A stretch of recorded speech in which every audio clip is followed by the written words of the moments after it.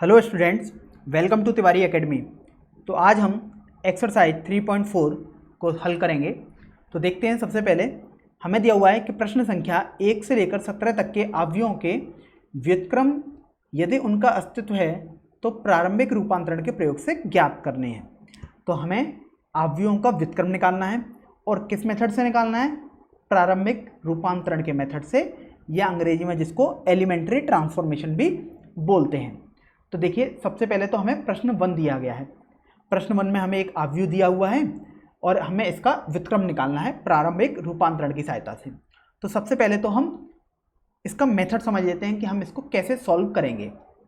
तो देखिए, सबसे पहले तो हमें क्या लिखना होगा? a बराबर आई ए करके हम जानते हैं। तो यहाँ पर हम कोई भी अवयव लिखेंगे जिसका हमें व्युत्क्रम निकालना होगा। तो जैसे अपने पास अवयव दी है 1 -1 2 3 इक्वल टू, यहाँ पर हमें आइडेंटिटी मैट्रिक्स लिखनी होगी, मतलब इकाई अवयव या तत्समक अवयव 1 0 0 1, और यहाँ पर हम a को लिखा रहने देंगे। अब देखिए, जो हमारे पास बाएं पक्ष में एक अवयव लिखा हुआ है, हमें इसको i बनाना होगा। अब उस i को बनाने के लिए हम कुछ स्टेप्स को ध्यान रखते हैं। तो देखिए, सबसे पहले हमें स्टेप 1 देखना होगा। देखिए, स्टेप 1 में हमें a11 को 1 बनाना होगा, बाकी अवयव कुछ भी हो। स्टेप 2 में जब हमारा यहाँ 1 बन चुका है तो अब हमें इसकी सहायता से यहाँ 0 बनाना होगा। तो देखिए, अब मैंने 1 तो था मेरा पहले पास, अब मैंने 0 भी बना लिया। बाकी दोनों अवयव को मैं कुछ भी हो कुछ नहीं करूँगा। अब हम स्टेप 3 पर जाते हैं। स्टेप 3 में मुझे इस अवयव पर 1 बनाना होगा, मतलब मेरा 1 0 1, और a1 2 मेरा कुछ भी हो, मैं कुछ भी नहीं करूँगा। अब हम स्टेप 4 पर आएंगे। तो देखिए, स्टेप 4 में मुझे इस 1 की सहायता से यहाँ पर 0 बनाना होगा। तो यहाँ पर मेरा 1 0 1 0 ऐसे आ जाएगा। तो एक तरीके से मैंने यहाँ पर अपने पास i प्राप्त कर लिया है। ध्यान रखना है, जब आप बाएं पक्ष में, मतलब जब आप इधर इस पक्ष में कुछ भी रूपांतरण कर रहे हैं तो आपको यहाँ पर i में भी रूपांतरण करना होगा। तो सपोज कीजिए, जब आपने यहाँ i बना लिया तो यहाँ पर कोई भी अवयव आया, उसको हमने b बोला, तो ये हमारे पास a हो जाएगा। तो देखिए, अब i बराबर ba हमारे पास एक संबंध आ चुका है। तो यहाँ पर हमने पढ़ा है कि a इनवर्स हमारा b के बराबर ही होता है। अब हम इस प्रोसीजर से इस क्वेश्चन को सॉल्व करते हैं। चलिए, तो सबसे पहले तो अच्छी बात हमारे पास ये है कि यहाँ हमारे पास पहले से ही 1 दिया हुआ है।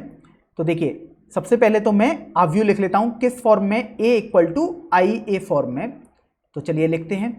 तो यहाँ से अपने पास आ जाएगा 1 -1 2 3, i लिखूंगा तो 1 0 0 1, और यहाँ पर मेरे पास a आ जाएगा। अब देखिए, अच्छी बात अपने पास क्या है कि यहाँ पर पहले से ही 1 दिया हुआ है। अगर यहाँ पर 1 नहीं होता तो यहाँ पर हमें 1 बनाना था। चलिए, हमारा स्टेप 1 तो बच गया। अब हम स्टेप 2 में हमें ध्यान रखना है कि यहाँ पर हमें 0 बनाना है। तो देखिए, 0 हम किस तरीके से बना सकते हैं? तो देखिए, अगर मैं R2 को R2 - 2R1 से रिप्लेस कर दूं तो मेरे पास यहाँ 0 आ जाएगा। तो देखिए, मेरे पास आएगा 1 0। देखिए, यहाँ पर इस अवयव की जगह क्या आएगा? मेरे पास 3 -2, मतलब यहाँ पर 5 आ जाएगा, और यहाँ पर -1 ही रहेगा। ध्यान रखना है, यही ऑपरेशन मेरे को इस वाली अवयव में भी करना है। तो देखिए, अपने पास क्या आएगा? 1, यहाँ पर -2 आ जाएगा, यहाँ पर 0 आ जाएगा, यहाँ पर 1 रहेगा, a आ गया। तो यहाँ पर अब मैंने 1 भी पता कर लिया और 0 भी प्राप्त कर लिया है। तो मतलब स्टेप 2 भी मेरा कंप्लीट हो चुका है। अब मेरे को स्टेप 3 की तरफ जाना है। तो देखिए, स्टेप 3 में ध्यान रखना है कि यहाँ पर मुझे 1 बनाना है, मतलब इस 5 की जगह मुझे 1 बनाना है। तो देखिए, हम कैसे 1 बना सकते हैं कि R2 को यदि मैं R2/5 कर दूं तो मेरे पास 1 आ जाएगा।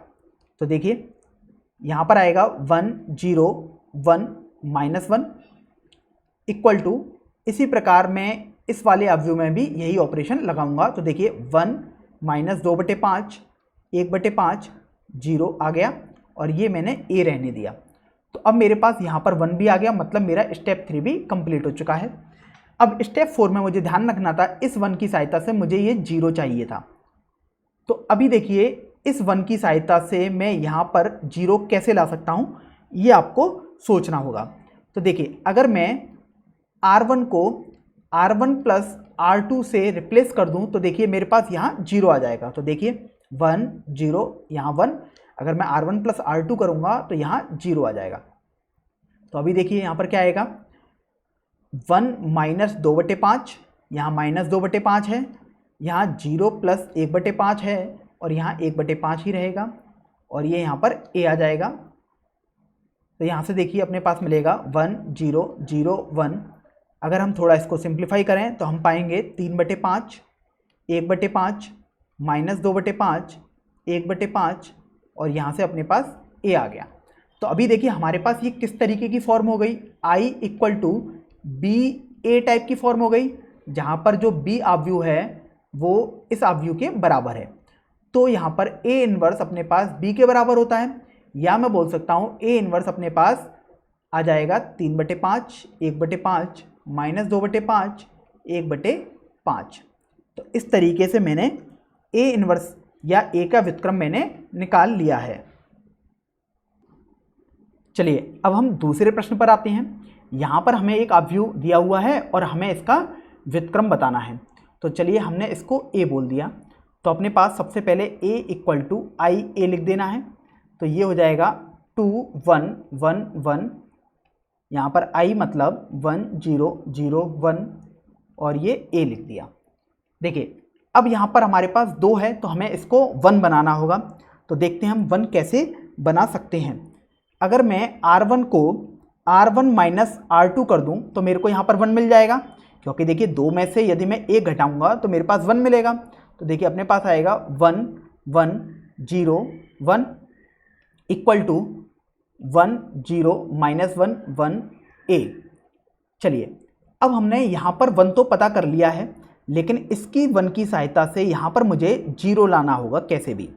तो अब हम देखते हैं हमें क्या कर सकते हैं। तो अगर देखिए मैं R2 को R2 माइनस R1 कर दूं तो मेरे पास यहाँ 0 आ जाएगा। तो देखिए अपने पास आएगा 1 0 1 0 = यही ऑपरेशन मुझे इस वाले आव्यूह में भी करना पड़ेगा। तो देखिए अपने पास आएगा 1 -1 -1 2 a। तो अब ये आव्यूह मेरे पास I = b a रूप का मिल चुका है। तो इस तरीके से मेरे पास a इन्वर्स b के बराबर आ जाएगा और वो हो जाएगा मेरे पास 1 -1 -1 2। तो ये मेरा a का व्युत्क्रम मिल चुका है।